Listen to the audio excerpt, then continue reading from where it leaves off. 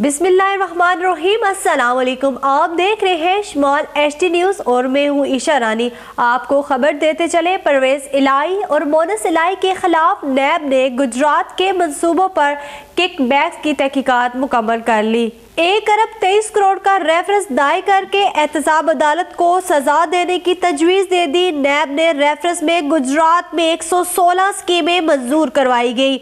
मनपसंद लोगों को ठेके दिलवाकर रिश्वत ली गई। परवेज इलाही ने 74 करोड़ 45 लाख रुपए वसूल किए। मोनस इलाही का मुलाजम उनके अकाउंट में पैसे जमा करवाता रहा। आपको फिर बताएं, परवेज इलाही और मोनस इलाही के खिलाफ नैब ने गुजरात के मंसूबों में किकबैक्स की तहकीकात मुकम्मल कर ली। 1 अरब 23 करोड़ का रेफरेंस दायर करके एहतसाब अदालत को सजा देने की तजवीज़ दे दी। नैब ने रेफरेंस में गुजरात में 116 स्कीमें मंजूर करवाई गई। मनपसंद लोगों को ठेके दिलवाकर रिश्वत ली गई। परवेज इलाही ने 74 करोड़ 45 लाख रुपए वसूल किए। मोनस इलाही का मुलाजम उनके अकाउंट में पैसे जमा करवाता रहा।